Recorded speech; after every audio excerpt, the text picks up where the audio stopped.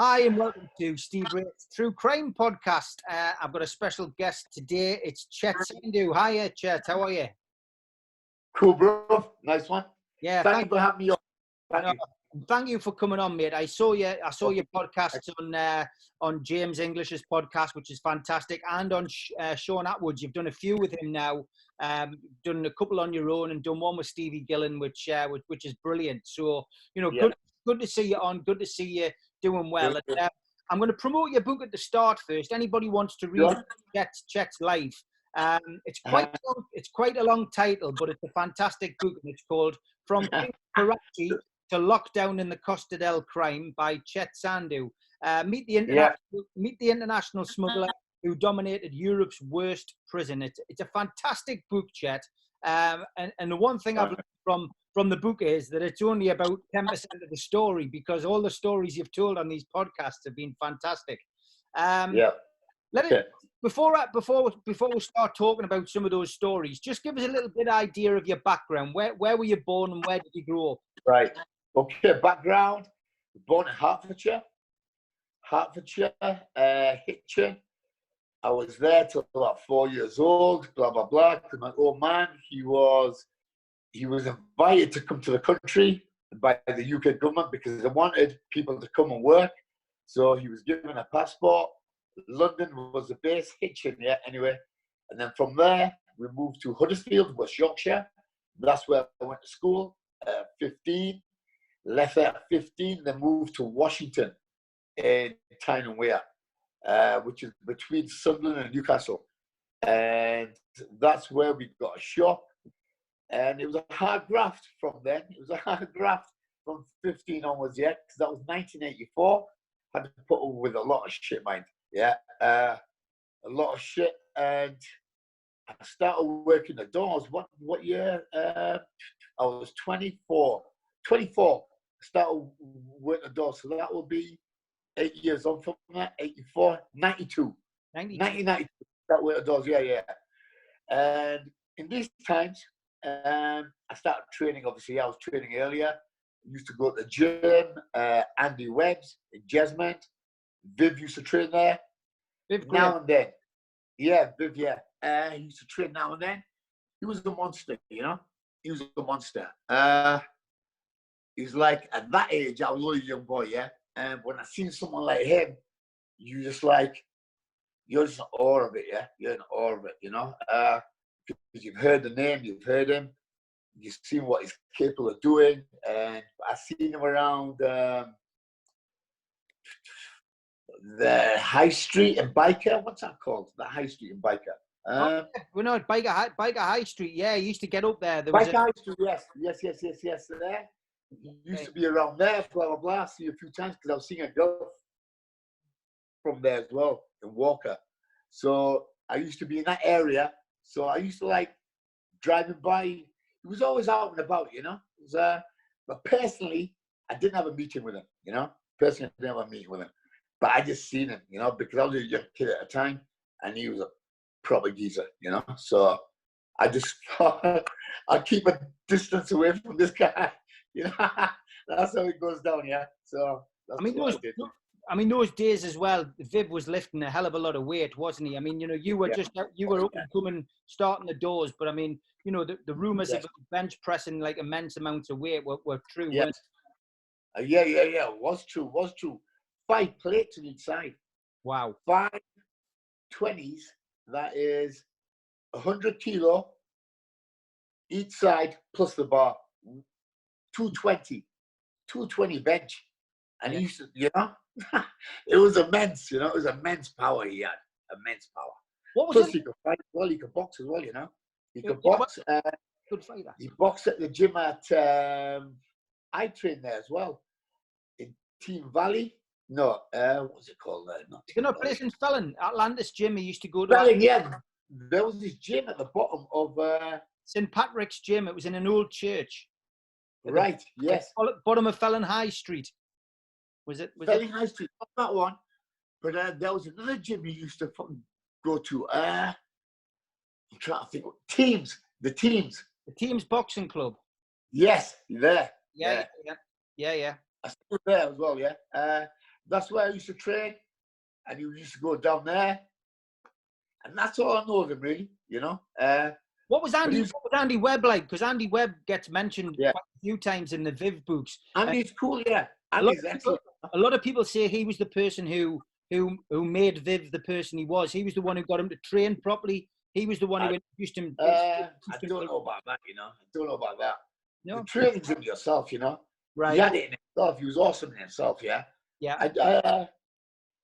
Okay, Andy, yeah. He was a pro bodybuilder, I think, yeah. I think he was pro. But yes, Andy, I know, but Viv was like boxer and bodybuilder, you know? He was both. So, bodybuilding, okay, fair enough, yeah, but I think Viv was more concerned about the boxing. Yeah. Concerned about the boxing element, yeah. What was it like doing the doors back in those days? I mean, my door career in Newcastle, I didn't start the doors until 1994. It was a couple of years after you. And yeah, by that time, Viv had been shot dead, and the law had changed. The laws were starting to change. London had started bringing in door supervisor licenses, and Newcastle wasn't far behind. You know, you had to have a badge then. You had to be registered. There was no badges. But with you you didn't have them. So tell us a little bit about it. Were the gangsters? Were gangsters running the doors back then? No. But they did have weight, yeah. They were like coming in. Their family members are allowed to do stuff. There were loads of people coming in a day, yeah. I can mention some names, yeah. Family names. I'll mention family names, yeah. Abaddons. Yeah. They used to come through. The Sayers, their family used to come through. The Conroys. Most of them cool, yeah. Most of them all cool, you know. But then you get certain family members who come in and use a family name, you know. They use a family name and they're just younger members, and it's taking a piss, really, yeah. Because you're not like the older members, you know, because it's your fathers and whatever, your uncles who have done the business, not you, you know. So when they come in the boozers and throw names around, yeah, they throw names around, I'm so and so, blah, blah, blah. We're going to come back and do this. And sometimes, yes, people have come back with a gun on the door, you know, pointing it at us. And all we've done is throw them out of the bar for being a dickhead in the boozer, you know, what you're supposed to do, because that's our job, you know. Our job is to throw people out of the boozer. If they're being a fucking idiot or being a knacker, throw them out. But you don't need somebody turning up the next day pointing a gun at you neither, you know. What the fuck's all that about? We're on fucking back then we were on £10 an hour, 92, £10 an hour. That was okay wages, you know, but not for like that, you know. You don't need that point in your head for doing your job. But this is what happened loads of times. Family members, because these families are big families, yeah. They are big families, they have a lot of people connected with them. Some might be close to them, some not, but they still use a name, you know. This is a thing, the name dropping is terrible, you know. When anybody turns up and drops a name, oh, fucking hell, you know. You know yourself, don't you, Steve? Yeah, you know yourself, yeah. It's annoying. The best one I had, Chet, was when I worked in my last door job. I was head doorman at Tiger for 4 years. Right. And a kid came up to me one night. We knocked him back on the door, couldn't get in, didn't have ID. Plus he'd had too much to drink. He was worse for wear. And anyway, we wouldn't let him in. And he started getting Larry on the door. And he says, I'm going to go and ring my mate. He's going to come down and do you in. So I looked at him. I went, all right, who's your mate? He goes, Steve Wraith. And of course, well, that's me. So for the next half an hour, the kid was going off. He was on the phone. He was talking. Right. He's really getting into it. He's coming back. He goes, yeah, Steve Wraith's coming down. I said, well, I'm looking forward to meeting him. So anyway, half an hour passed. He's still there. We're just entertaining him. We were passing the night having him on the door. And I couldn't stop laughing because he kept like pushing his finger over and, you know, trying to get over the fence. And I had to let him out of his misery half an hour in. I went over and I just said, look, mate, I says, do yourself a favour and go away. I said, because Steve Wraith is already here. He goes, where is he? Where is he? He's standing in front of you, mate. I'm Steve Wraith. And of course, the kid laughed. I mean, he realised the stupidity of the situation. But exactly what you're saying, the name dropping I had over. I know, but they all do it, bro. Yeah. They all do it. They have a drink, they have a bit of that, a bit of this, or whatever they're having, and they all go a bit stupid, don't they? You're now in this terrible situation. The name dropping, really, if you're dormant, I wouldn't take no notice of a name. I'm gonna give a fuck. So you take a chance on that, you know? So you take a chance on that. Yeah, I don't give a fuck who you are. But the women are bad as well, you know, bro. The women connected with all these people, right? Because they seem to think they can go around and do what they want. Bash the women in the boozer, just pull them around, sling them by the hair, and then when we try to throw them out, when don't put your hands on me, do you know who I am? You know, or that as well. Mm-hmm. So how do, like, you know, it's hard to throw a woman out of a boozer as well, you know, without looking bad. Yeah. Mm-hmm. It's hard. It's just fighting back because you can't choke her. You can't choke her out. Yeah. You've got to like try and take her out sensibly. But sometimes it's hard work, very hard work. And they're worse than the men, I think, because they know they're in a position where they can say things and a man ain't gonna hit her. No. He ain't gonna hit her, yeah. Dominic gonna, yeah. So they're full flow. It's full flow on their part. And a lot of the, I would say 70% of the problems I've had with these families involved have been through a woman.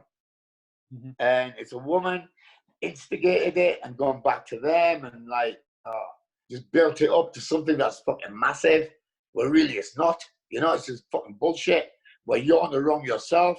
You bashed up some bird in the boozer, you know, and we've told you to leave, and that's it, you know. But they don't think, but they think because I have a name, a family name, a gangster name, I'm entitled. No, you're not entitled, are you? You're not entitled. No way. But that's a threat that, but that's what you got to fucking door work back in the 90s. When you worked in Newcastle, what was the situation like with drugs, recreational drugs in the bars? Was there a lot of that going on now in the noughties? We see a lot of cocaine. Where I worked, Steve, I worked at Idols. Yeah. Idols. You know what Idols was, yeah? Towards the west end of town, yeah? Yeah. That was a rough boozer, yeah? There was 8 doormen there, Monday, Sunday, 8 at night. Yeah. Because it was like all the beds got bikinis and a rough old boozer that night. That was hard work, yeah? But it's a west end boozer, and that's where they all used to land. They all used to land karaoke on a Tuesday, the football nights, the Saturdays, midweek, strippers on, there's rammed, yeah? You know, it's hard work, the boozers, where they're rammed with, like, Jesus going to match, and then karaoke, and then you got all the rough West Enders in. It was like a deep pit, yeah? It was a deep pit, but it was an eye-opener. It taught me a lot there. Yeah. About people, about how they work, and their attitudes, and it taught me as well, yeah, that really it's not for me, this, you know? It's not for me standing here to put up with all this bullshit. No, I have to move on to bigger things. Yeah. And you definitely did move on to bigger things, Chet. Yeah. Let's fast forward a little bit to November 1999, and of course this is the main story in your book. You were arrested at gunpoint at Alicante Airport for marshalling $500,000 transaction of black market steroids. I mean, it's the biggest haul in Spanish history, and I mean, I've seen the photographs on the internet. Alcohol, because obviously the police, especially in foreign countries, love to take photographs of these things. Yes, I know they do. Yeah. How things. Well, I mean, tell us what got you into that deal in the first place. How did you get to that stage? How did I get to that stage? Right, door work I was doing. Yeah, Yeah. Door work. Steroids I used to sell to doorman, yeah? Fellow Yep. doorman I was working with as a doorman, blah, blah, blah. I could get them. I was doubling my money sort of thing. I was going to Turkey, Spain, Morocco, blah, blah, blah. Local shit, yeah? Yeah. Bringing some small amounts back. Supplying, all good swag. All good swag. The lads were all happy, wanted more. So I'm right, okay, I'm going to do this on a bigger level. So I took it to Karachi, because that was the cheapest place to buy steroids from in the world. The cheapest place, yeah. They only costed me 30 pence a vial, and the street value was £4 a vial. So 30 pence is costing on £4 in the street. And volume I was moving as well. Volume I was moving because I got caught with 250,000 tablets of that as well. Wow. I was paying on that, yeah. For 1,000 volume, I was paying £9. £9. And what I was getting back here was £1 a tablet, so £1,000 back. Yeah. So this is the markup, yeah. So I went for that, you know. I went for this markup because I thought it's not Class A, but it is Class A in Spain. This is the mistake I made because I took it back into Spain. It's Class C in England, but in Spain, Class A. So I didn't get that in my fucking head, yeah. So that's my major mistake. 250,000 tablets of Class A. 10 years they wanted to give me, 10 years. They said, we'll give you 9 if you sign a fucking deal. Interpol were tracking me down. They knew my flights. The chief narcotics officer at Karachi airport I'd paid off. The chief of police, Karachi, I'd paid off. All these people paid off. So everything on that part was cool. But landing here, that was a problem. And Interpol tracked me, and then they caught me with all the swag. But I just took it to a certain level, you know, because I was doing it massive. I was making about 60 grand a trip. 6 weeks. And in the 90s, there's good money, that, you know. 60 grand every 6 weeks is all right in the 90s. That was good money, yeah. So that's what I was fucking doing, and it all come to a head because people knew what I was doing. But that's how it started, from the doorman, you know. The doorman, they said, yes, bring it on. Give us it. We'll buy. And they had people to sell. So it just rolled, you know, it just rolled. Yeah. I mean, that arrest in 1999, Chet, I mean, it's big stuff. And I mean, as I say, still to this day, the largest haul of black market steroids in Spanish history. Yeah. What was going through your mind, you know, when those armed police had their guns on you and you were arrested? Right. I just thought, right. I knew it was going to happen, yeah. I knew it was going to happen. It's one of them, yeah. I'm just like waiting. And then when they were there, I just thought, fuck. Okay. Let's go in it. Okay. Let's go. I knew it, you know, I just knew it. I was expecting it because I was like high and drunk as well, most of the fucking time as well back then, yeah. The money I was making deals, situations, doing shit, not really thinking about stuff. And it's just that part of life, yeah. You know, when you're not really thinking about shit, narcotics rule your head and you're not sensible. You're not sensible at all. And you make rash movements, fucked up movements. And that's what got me in that position, yes. Fucked up. Yeah.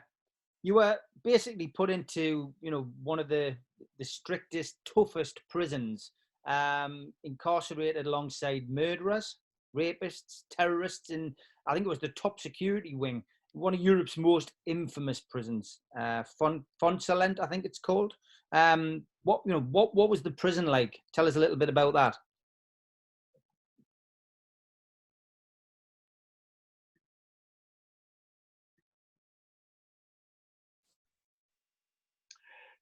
On ya? Right. Okay. Right. From the arrest, we were held for 3 days in these holding cells. We got nicked on the Friday. So we were held in holding cells until the Monday, because there's no courts open, blah, blah, blah, till Monday. These holding cells are fucking shit. It's just like fucking bars, like a cage, yeah. There's bars next fucking cell, bars, bars, bars. You shit and fucking piss in a fucking pot at the bottom. So that was bollocks. And then I went to Fonkalent. Cat aid they sent me because the seizure I had, they thought I had money in Spain. They thought he's obviously got a yacht, house, land, blah, blah, blah. He's got money here. So we want to take it off him. So they catted me and the 2 mules I had with me, they went to the normal wings. And but that jail, yeah, a third of the jail had AIDS through sharing needles. It's a fucking, wow, what a cesspit. It was a disgusting place. It doesn't matter if you're hard in a jail like that, yeah. If you've got AIDS and you're gonna fucking, and you're gonna stick somebody and your blood's got AIDS in it, that's the most dangerous thing in the world, you know? Yeah. You don't want that near you. But this is what I deal with, you know? I'd rather deal with fighting guys than fighting just kids ridden with fucking AIDS who want to have a go at you, and they're all doing big sentences, 40 years, 50 years, 60 years. They've got AIDS, they're going to die in jail, and what the fuck, you know? I thought it was game over on my part, Mike. I thought it was game over. I had a few fights there. My hands got cut. I had scars on my hands, their blood and my blood. I thought I had AIDS, you know? I thought I'm fucking fucked as well. And this is a period I went through. But in the end, you go into a jail in England, and yeah. Whether it's to, you know, no, it's safety. You have safety, yeah. You have. But there you don't. Yeah. They have no welfare system in Spain. There's no welfare system. What was your mentality? You don't get no money. You don't get no benefits. You don't get nothing like that. You go to jail. You have to work. You have to graft in Spain. So that's why there's the gypsies and this and that, and they're all on smack and heroin to get a sentence. And in Spain, the sentencing's like this, yeah? The sentence is like this. Burglary. Okay, in England, if you do 5 burglaries, yeah, you'll get 2 year, 1 year, 2 year, 1 year, 2 year, 1 year. But they run concurrent, so you do 2 year. In Spain, everything consec. So there's people doing 25 year for burglary. Yeah, 25 year for burglary, you know, and all they've nicked is about £500 worth of stuff and doing 25 year for it. So they're just sharing needles, they're just fucking jacking up, fucking each other, and they've all got AIDS, so if they're fucked. Fuck, game over. What was the worst violence you saw inside there, Chet? Yes, the worst violence was the story, yeah. Carlos, he was called, yeah. He was there, burglary charges, yeah. I think he only did. I think he was doing about 4 to 5 year, 4 or 5 year. But he's only a little kid, yeah, about 5'6". But now he's got AIDS, he's all fucked up, yeah. But he's only a little kid, went in for burglary, but he was a main dealer in our wing. He was a main dealer in our wing, yeah, because he killed somebody for doing a smack deal. So he killed this guy, and he killed another guy. So now, Cat A. He's got AIDS, he's Cat A, he don't give a fuck. His brother comes to visit him, gives him the heroin, he sells the heroin on the wing.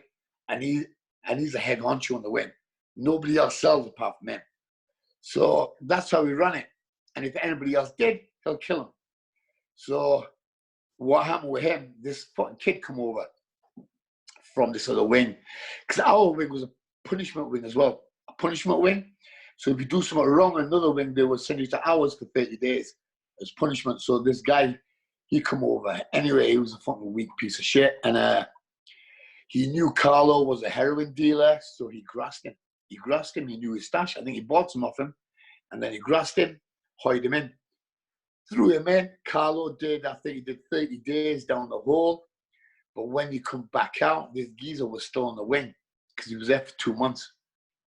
And everyone was expecting a move by Carlo. They're saying, okay, he's not made a move in me. He's fucking not made a move. And nothing happened. Visits. Every Saturday, visits you get, yeah, with like, it's like in the American jails. There's a glass and you pick up the phone. Somebody else on the phone on the other side. The family members file on the other side. You go on this side. So leaving our wing, you all get metal detector, yeah, scanned, push. He was clean. Went through. There was 6 cubicles from our wing, Cat A, and his family members, they come on the other side. So the Grasses members, they come in, yeah. His mum, his sister, and his niece. And Carlo, my man, his brother came to see him on the same day. So what happened? Carlo put a shank up his ass, yeah, because his ass now is free and ready, you know, because in jail, it's an extra pocket your ass, you know. That's where you stick everything in, yeah, drugs, tools, weapons. It all goes up your ass. Anyway, he stuck this up his ass. Metal detector, don't show. So he went around. They filed in. The family members were already filed in. So Carlo filed in and bam, yeah. He went into his section. His brother pulled the shank out of his ass, and then he went into the Grasses section, who grassed him. His mom, his sister, and his niece were there, and he stabbed him 11 times in the neck and body in front of his mother. And then afterwards, yeah, then he got took down the hole again for 2 months, 60 days again. And then he come back out. And then his sister, and then I said to him, hey, yeah, because he's okay with me all the time, yeah. And I said, what the fuck, yeah? He said, I wanted to kill him in front of his mother. He went, I wanted to show everybody who I am here.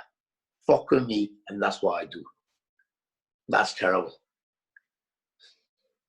And his niece. Wow. I didn't know what to think about that one, you know. I just thought, fucking hell. Fuck's sake. Fuck's sake. Yeah, it's like 3 generations there. The mother, the sister, and the niece. Wow. Unbelievable. Fucking amazing. And then, you know what it is? The brutality is amazing, you know? What people show to each other. Yeah. Yeah, it's amazing, isn't it? It's amazing. How did you get through mentally going through? That was hard work, man. That was hard work, Steve. Fuck knows. Committing suicide. Okay, I had thoughts of that. Yeah. Killing myself. I didn't, but you don't go through with it. You know. You think about it, but you don't go through with it. You know. You think it, but you don't go through. I thought I'm gonna die here. I thought, obviously, I've got AIDS. I've had fights with these geezers. I'm looking at 10 stretch here. My wife left me. Divorce papers came through in jail as well. She was from Walker. No, not Walker, sorry. Hartlepool. Divorce papers came through. Fucking the cops took 100 grand off me. I just thought I lost everything in the world, you know? 10 stretch, AIDS, everything. I was fucked. And plus I was taking heroin then as well at the start. That made it worse. And that made it worse. Because I was wanting to escape, you know? I wanted to escape because they're all in the smack there as well. Yeah. They inject, but I said, I'm not going to inject, I'll smoke it, you know? I'm not sharing needles, yeah? So I thought I'll smoke it. So I smoked it, and it does give you an escape, you know? Yeah. You are over there for a few hours, yeah. It's fucking sad, though, you know? It's a horrible fucking world, man. Horrible world. Yeah. Horrible. Yeah. A lot of people do tend to turn to drugs, don't they, when they're inside? Some people haven't even... Yes, it's to escape from what's fucking in front of you. What is happening in reality here, where we are. Yeah. Yeah. But then realize that, and you know, you need to think about the fucking crime. Don't do it, you know? Don't do it. Because I never thought that, you know? That was going to happen to me. Yeah, I never thought that. I never in the world thought that. But that's what went down. Did you lose weight? Yes. I went from 16.5 stone to 12 stone in 3 months. Yeah. Wow. I was fucking fucked up, man. Yeah. I just looked at myself and I was a baghead. I was a fucking smackhead. I thought, what the fuck am I? You know? Sort myself out, man. Sort my life out. Otherwise, I'm going to be like the rest of the zombies in there, you know? I'm going to have AIDS and I kill somebody and I get another 30 on top of my sentence. Yeah, I'm fucked. Fucked. Yeah. Yeah, it's fucking dangerous. when you came out, Chet, what was your mindset? Was your mindset to walk away from that life, or was it to get back on the grid? Right. On that, okay. I'll tell you the truth, yeah. I'll tell you what happened on this one. My mindset, when I left there, 10 years they wanted to give me, but I bribed the judge $6,000 to get 4.5 years because I knew this other lawyer there. I had links there now. I was there for time. And when I came out, I thought I was invincible. I fucked up. And I started working with a firm in Gateshead, well-known firm. And we all did time after that as well. Yeah. That was for conspiracy to supply Class A. That was mine. Controlling prostitution, blackmail, and extortion. But that was with a firm. I think you probably know about that. But I don't want to mention all these guys, you know. Yeah. They're probably leading their lives now, you know. They're probably like straight now. So I don't want to stick that in the pot. Yeah, I don't want to stick that in the pot. No, that's fair. No, that's fair enough, and that I appreciate that. Yeah. So tell us how you turned your life around, and how how you managed to walk away from that life, Chet, because you've been through the mill. You've always lived a hard and fast life. I mean, if anybody Googles your name, they just need to look at some of the photographs with of some of the places you've been and some of the people you're with. Yes, I know. I like to do all that shit. Yeah, it's all good fun. Yeah, it's been good fun. It's been good fun. How did you turn it around? I help orphanages as well. Southeast Asia, children that are born with AIDS and HIV, because that's close to me now, you know. Of course. Because I felt that there, yeah. So I felt that there in jail. But children are born with that, you know. Yeah. And then when children are born with that, they're just like giving away. I don't want that child. It's got AIDS. Yeah. So I help these kids out, yeah. So it's like it's just like an accumulation of events, you know, looking after people in jail and this, and understanding where I've gone wrong and what I've fucked up on. Just getting it all right in my head. Yeah. Putting it all in order, yeah. Because before it's not in order, I was on drugs all the time. I was a bit fucked up, making money. And you think you're a gangster, you fucking just go douche. You don't give a fuck about anything. You don't even think, you don't think about things. And but now it's all in order, it's all in place. And I thought, right, no more jail. 7 years I've served, and that's enough, you know. That's like, it's enough. It's enough for anybody. Yeah. Taught me a lesson. Yes. How did the book come about? The book was just Facebook stories, yeah? Facebook stories are stuck on, yeah. That's just like a short book. It's only 25,000 words. That was a short book, but that was like it's just like a fast read. It's just like how I talk, and it's about how I did the drugs in Pakistan, Karachi, the events of me doing it and getting nicked and my jail sentence, getting out at the end of it. You know, it's a 3 to 4 hour read, but it's okay. But now at the minute I'm writing my second novel. Yeah. I'm about 30,000 words through. It'll be about 100,000 words. Fantastic. I should have it finished by the end of the year, yeah. Be finished by the end of the year. Great stuff. Yeah. I mean, what are you doing day to day? Are you busy just writing? Or day to day, CBD, my company. Yeah. Alpha CBD, yeah. Cannabis oil. Wow. I sell that, and it's helping a lot of people. Cancer sufferers, people with everything. Any deficiency, but I've got people taking it. Fighters. I'm sponsoring MMA guys. They say they can kick harder, kick higher, train longer, blah, blah, blah. It just helps with everything. Arthritis, eczema, skin, anything you have wrong with you, because our body has a cannabinoid system built in. It doesn't have an ibuprofen system. So when you take tablets, they will have they will work, but they do have after effects, yeah? Because our system is not built for these tablets. But cannabinoid system, our bodies are built for this. So when you put it in the system, anything that's wrong with you, it sorts it out, it heals it. It's excellent. How do people find out about that? Is there a website? Yes, send you a link. It's alphacbd.eu. Okay, Alpha. Yes. Yeah, that's good. What I'll do I is can send you the link as well, yeah? It's www.alphacbd.eu. cbd.eu. We'll stick that in the Nice one, Steve. Yeah, excellent. YouTube link. Thank you. And of course, anybody wants to get a copy of your book, it is available on Amazon. Yeah. If they want a signed one, send me a message on Messenger, on Facebook Messenger, and then I can get that organized for you. Fantastic. Listen, it's been an absolute pleasure speaking to you, Chet. And look, hopefully once we get through all this COVID, we might be able to get a night out. I've got yes.